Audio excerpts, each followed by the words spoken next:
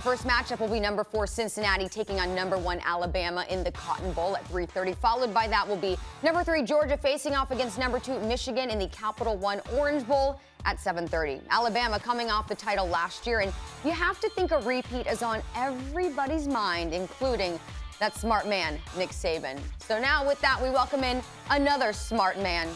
Oh, first sound from Saban. It's always challenging when you come off of winning a championship for players to have the same hunger, to have a sense of urgency to prove something. I think it just took a while for us to get everybody on the right track. Was this a test of your patience? I don't have any patience, so anything that happens is a test of my patience, including sitting in this chair right now.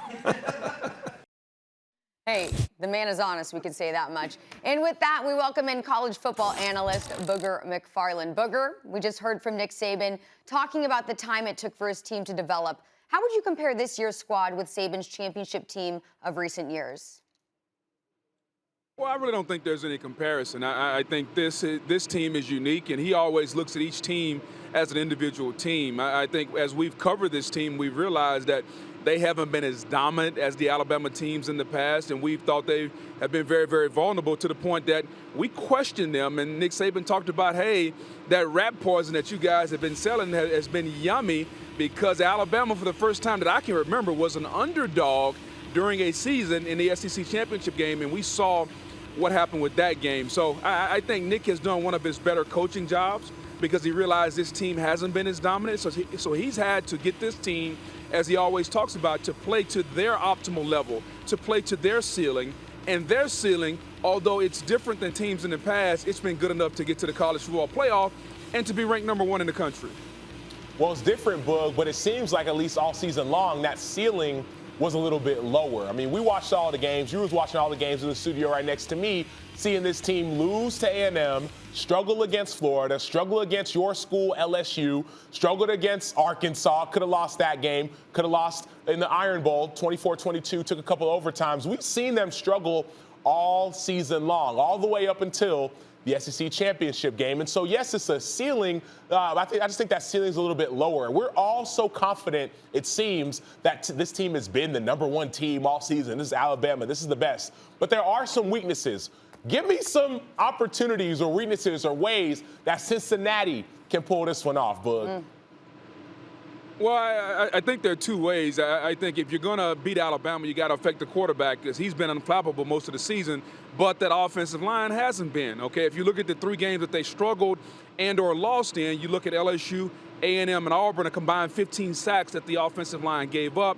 Bryce Young, conversely, was not at his best, especially the Auburn game, until the last 2 minutes of the game. So I think if you're Cincinnati, you're going to have to put pressure on Bryce Young. And how do you do that? You got to pressure up front, and I think you're going to have to match up on the outside and put somebody in Jamison Williams' face. Don't allow him free access to your defense. Keep the safety over the top. Be physical with him. Throw off the timing of the offense. Aside from that, you better get on your knees and pray and hope the good Lord is listening. Yeah, you hope Cincinnati, in their minds, they want to keep this one close. But now let's turn our attention to the Capital One Orange Bowl. It's strength versus strength. Michigan's run defense versus Georgia's defense. Who do you say here, Booger, has the edge? I quite honestly, I don't think either one of them have the edge, because I think Georgia's run defense is going to win some. I think Michigan's run game is going to win some. This is going to be a back and forth. Styles make fights, and this is going to be a dogfight. I think the physicality of both teams is going to show. That's why this game, Vegas has it a little bit closer than the game in Dallas. So it's going to be a back and forth matchup for sure. I look forward to it. And if you have kind of a squeamish stomach, you don't want to watch the trenches in this game, because there's going to be some slobber-knocking type hits, some bloodshed. But this is what makes football fun, when you have strength on strength, and I look forward to watching it. But earlier you said it was going to be an all-SEC championship game. That's what you said earlier. So how are you so confident, right, strength on strength, how are you so confident that Georgia's going to win this game?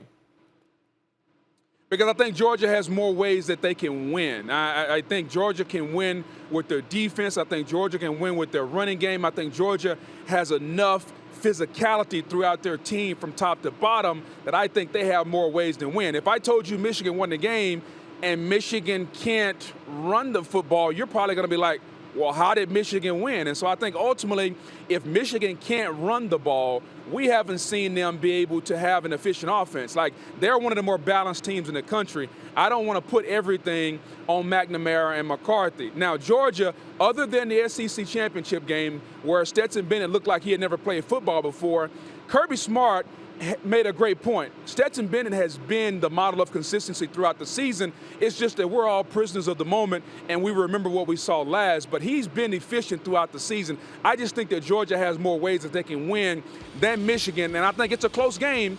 But when you get down to the late third, early fourth quarter, I think Georgia's going to prevail and slide ahead. But the same ways that you said that Georgia can win, defense, run game, all that stuff, that's the same ways that Michigan wins. Defense and run game. Michigan has a top defense. Michigan has a top run game. Georgia has a top defense and a top run game. Michigan, you said their quarterback hasn't really done what he's supposed to do. Neither has Georgia's, at least according to the SEC championship game.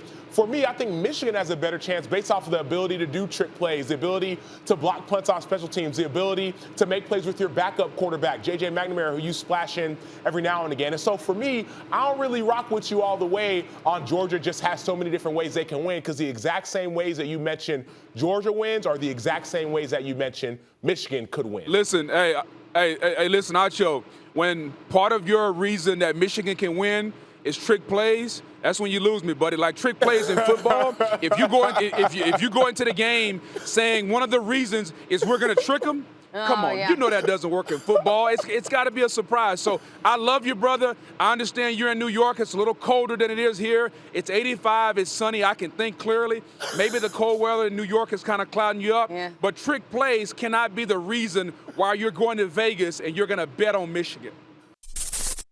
Thanks for watching ESPN on YouTube. For live streaming, sports, and premium content, subscribe to ESPN+.